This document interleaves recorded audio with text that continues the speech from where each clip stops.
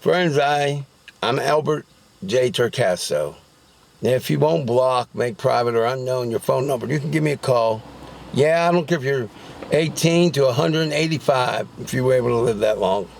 If you don't make it blocked, private or unknown, you really do have a friend that really cares about your life. I do a lot of things. I say a lot of things. People sometimes take me for granted, lightweight. Some people actually know that I have their best interest out, but for whatever reason, they haven't taken that step. That's okay. This is not about chastising you. But let me share with you something. Today, the 20th of June, 2019, even my sisters don't know, and frankly, I'm afraid to tell them what I learned. Well, no, I won't know. Let me rephrase that. It's going to cause them to be extraordinarily worried. And my one sister, I'm afraid, I won't even say afraid, but concerned she may have a nervous breakdown. Yes. So, for all of you, I need you to brace yourself. There's a chance I might have the big C. You heard me. The big C. Yeah. Cancer. Now, I'm not going to speak it into being, so I'm going to rebuke and retract that word. I will not, in the name of the Lord thy God, I will not have it, nor will I accept it. But if by any chance the evil one did cause it, with God's mighty loving, God's mighty love and healing, I will be cured. But there are a couple things we need to cover here. Number one, I had a CAT scan because I've been in pain. I have been in a lot of pain lately for a lot of reasons. So I was in the hospital and they did a CAT scan. And they said to me, your lymph nodes, or whatever that pronounced, have gotten larger.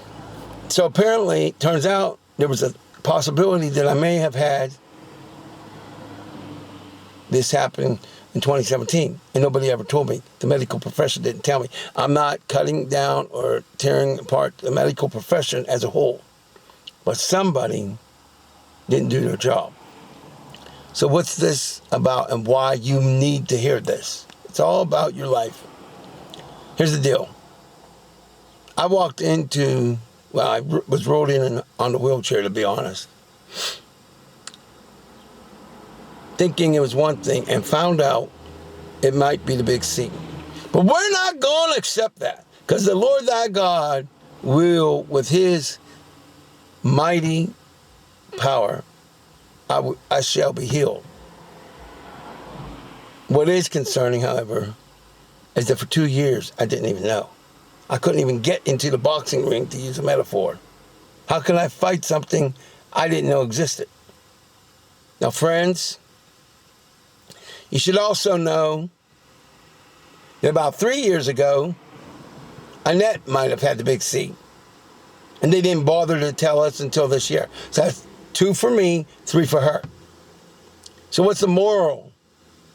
What's one of the things I want you to take from this? Take action. I don't care who you are. I don't care how healthy you think you are.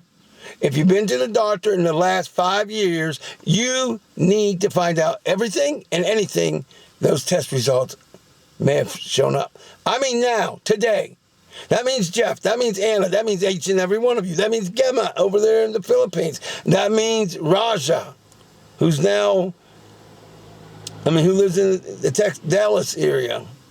That means his brother who's visiting overseas. It means all of you. You go and you get yourself checked, okay? Now, Annette's going to come on in. It's all right, I'm on video, Annette.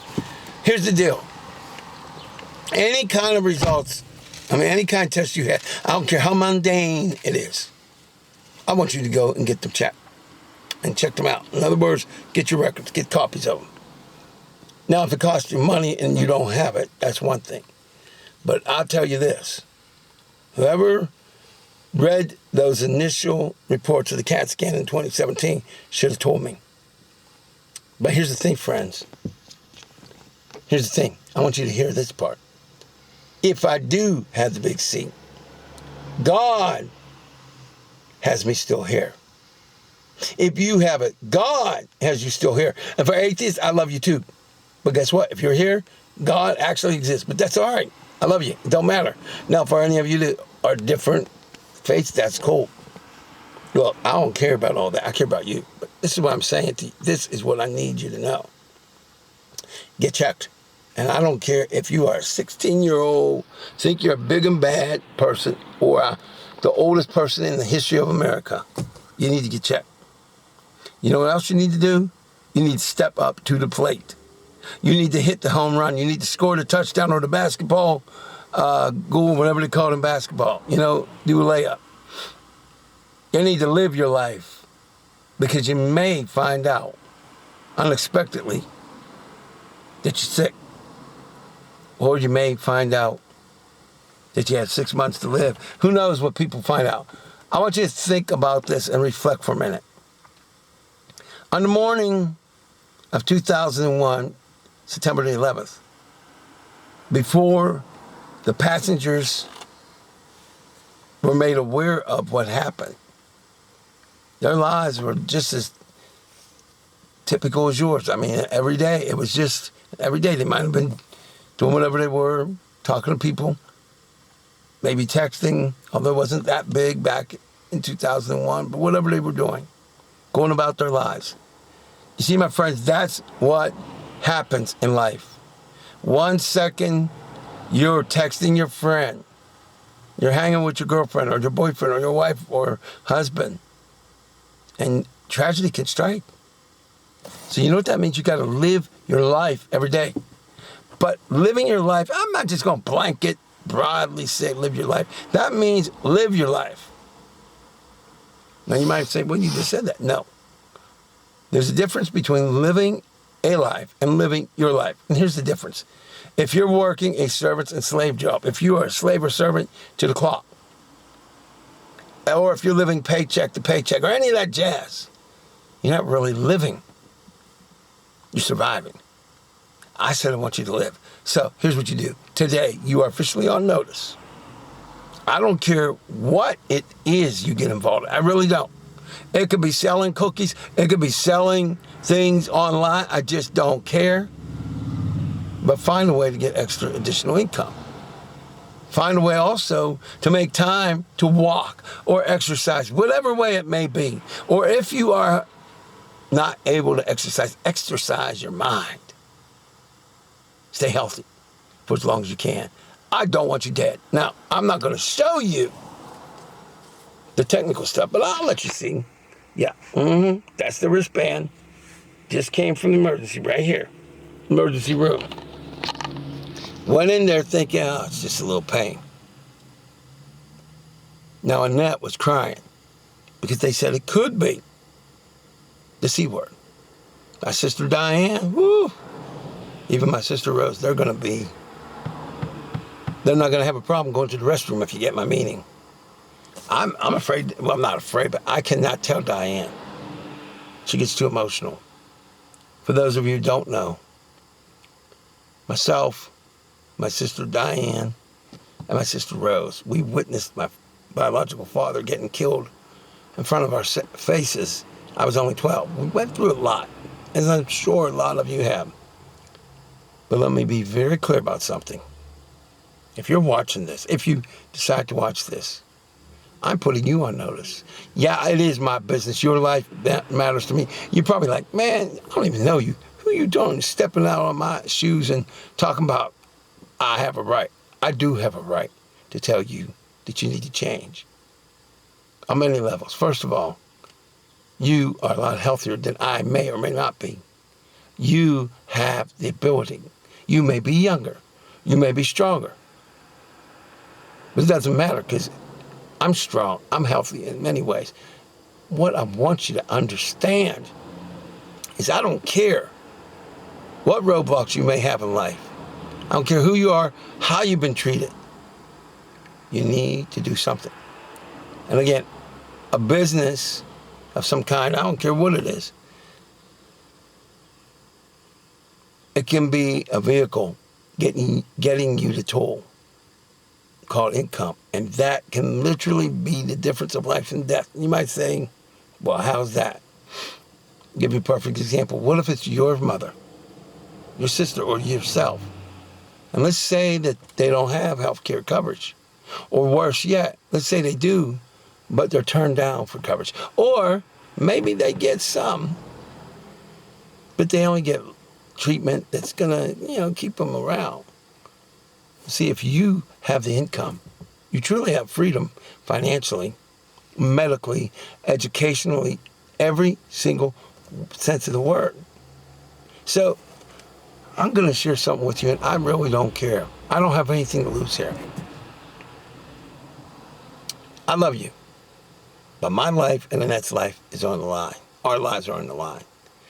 So there's some things that I'm involved with right now that has the potential to be groundbreaking, life transformative. So I want you to be a part of it. Now, here's the deal. Those of you who choose to find out what it is, because I'm not going to give you links and all that cheesy stuff. I can't promise that you would do well, because I don't know your ethics or any of that. I don't know what you're willing to do or not do. I don't know what you're going to do. But I can make one commitment. If you will move, life will start to get better. If you will work for the better, it will get better. And if you ever work with me, I will give you everything I know, and I will put you in touch with people who have made a living for maybe 10 to 40 years, never working a day job. Now, this is not hoopla, boopla, or sugar bees, or I just made up some silly words. This is real.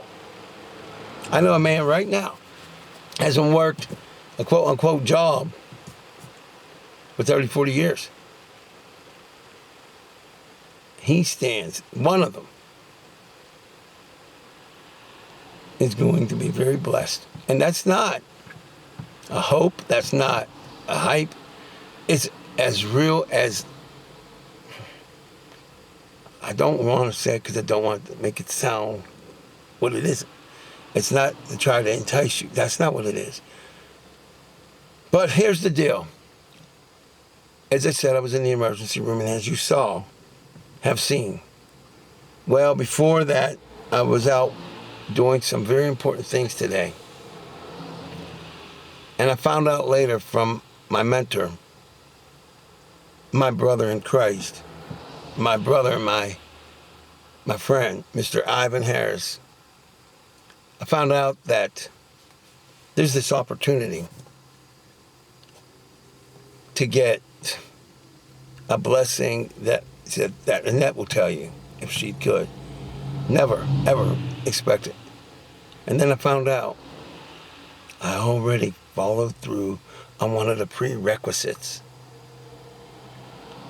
Then I was in the hospital, and I found out a certain entity or negative force may be trying to, So let me just say this to you, my friends. With God's mighty power and help, I'm not going out that way. And I don't want you to go out that way. But you know what? If you don't go out physically, I don't want you to go out mentally. You see, I don't like to see older adults, also known as senior citizens, work in the big box stores. It makes me sick. Not because I don't like senior citizens. I love senior citizens just as much as I love everybody else. But when they have to work there, or they can die from lack of having food or their needs, that's disgusting. And I don't want people to feel that because of who they are, or biologically or whatever, that you're worthless, because you're not. I love gang members just as much as I would love a CEO. I don't love their actions if they're doing something wrong or hateful or evil. I love them. And I love you.